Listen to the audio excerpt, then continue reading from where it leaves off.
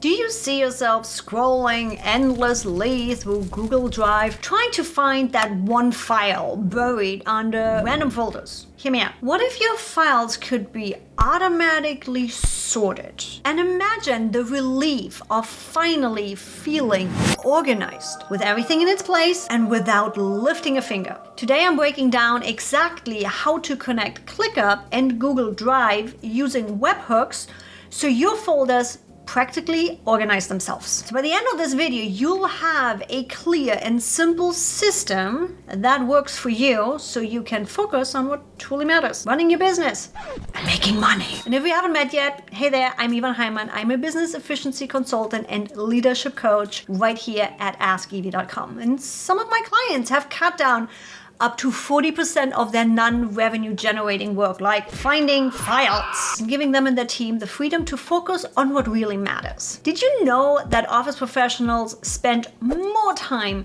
searching for files than actually doing the work? Over 50% are guilty of this, according to Tech Republic. And McKinsey, they found we lose around 1.8 hours a day just searching for information. Today I'll show you how we're gonna connect ClickUp with Google Drive using webhooks so the folder structures that your staff needs, in our example I'm gonna show you content creation, are created automatically. So let me walk you through this. First things first, we need a data point and a webhook in ClickUp. Now this might sound super techy, but trust me, it is simpler than it sounds. So let's jump into ClickUp and set up the webhook. In this case, let's use YouTube video creation as an example. When the video hits the stage to record, and if you don't know about status versus stages, you need to watch this video. When we hit our video stage and set it to record, I need it to trigger a webhook. That is how I'm gonna get the information out of ClickUp that something needs to happen. So what happens here is when the video stage is record, trigger that webhook. Now, cool. Where did you get the webhook from, Evie? Let me show you. You create a new scenario in make.com. I got a link for you downstairs. I got a link for you in the description. Go to make.com, create a new scenario, and you're gonna find in Make as a starting point, as you can see, we use webhooks a lot, the webhook. And this is a custom webhook. And all you do is you add a new webhook, which then will give you this URL. And that is the URL you plug in here. Cool. So at this point, we have our trigger, the data point of when something needs to happen within ClickUp. We have the webhook from make.com integrated. So now there's information in Make. So every single time that webhook gets information, meaning you clicked on the record button, make.com knows it needs to do something. Now, what does make.com actually need to do? Here is what this final automation looks like in make.com. This is the webhook that gets triggered from ClickUp. Cool, awesome, we already talked about this. Then you need to pull all of the task information from ClickUp. It might not have sent everything. Let's just make double sure. You add ClickUp to this and you use the get task module and you retrieve this task module based on the task ID that this gives you. So you might have to run an initial, hey, pull all of the information with right click, run this module only. Make sure you have some information in the task, mark the task to record so that Make gets some information. Now with that, you're going to be able to determine your task ID, which is the payload ID right here. And as you can see by the bouncy, it pulls information from the webhook. So ClickUp sent information through the webhook to Make. Part of that is the task ID. Now we are using the get task module in Make to call back to ClickUp to pull all of this task information to make sure we have it all. Based on this task right here, we are generating assets in Google Drive. So with this, again, if your Google Drive isn't connected, Make is gonna complain at you and say, hey, you need to connect it. Connect your Google Drive. Little pro tip here, use a shared drive in Google Drive. I'll show you what specifically that means if that doesn't make sense when we go into Google Drive and I show you what this all builds. In this specific, you are generating a folder. Your Google Drive is connected, you have all the access, cool. Where are we putting this? In this case, cool. Content creation YouTube 2023. Awesome. Why is that 2023? I have copies of this, as you can tell, so I don't screw with my active automation and break things. Plug in your folder structure here where you want this to be. I recommend having a content creation folder, having a specific YouTube folder, having a specific gear folder. And then at the end, the new folder name is going to be based on the custom field, episode number first, then the task name, which is the YouTube video name, then the task ID, because with the task ID, you always can find it. And that's all that happens here. So what this module does in Google Drive is it generates these main folders. And as you can see right here, episode number, the title, and the task ID. Now, when you look in here, there's more. And that's exactly what then happens.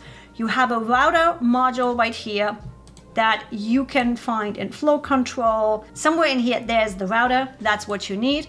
And then within this main Google Drive folder, we generate the subfolders, like a final folder for the final edit, which looks similar, meaning this URL is always the same. The folder ID is the ID you pull from this module right here. Again, you might have to run it to get that information. Just run this module to get the information to know which piece that is. The new folder name is final with the task ID. And we do the same thing for raw, which is where we dump all of the raw footage, and the graphics folder. Same process, different naming convention. Cool. That takes care of all our Google Drive folders, but we know where that Google Drive folder is. We are working in ClickUp. So once all of this is done, we update our ClickUp task, meaning we find the workspace, we find the content creation space, the folder, the list, and the task ID within this list.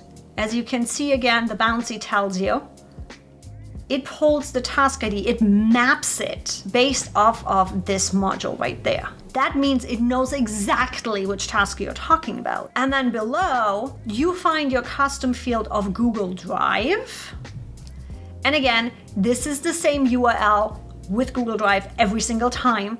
And you simply add the folder ID from that first main folder you added. What does that mean? That means we have a main folder for every single YouTube video that is named right, that is numbered right, that has the task ID. All of the folders underneath that you need to create this content and organize it accordingly and clean and clearly manage your digital assets are right there. And not only that, when you go back to the video and you go over to your Google Drive custom field, now it's there.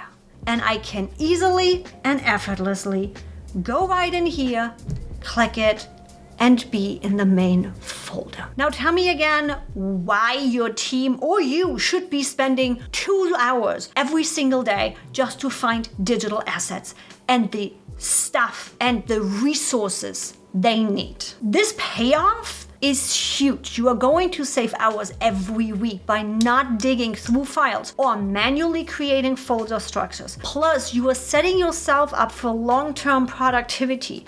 This isn't just about saving time today.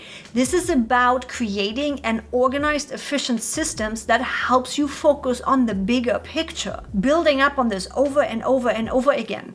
This same works for YouTube content creation, for podcast creation, for client management, all of it. And by the end of the day, automating your Google Drive setup with ClickUp isn't just about saving time.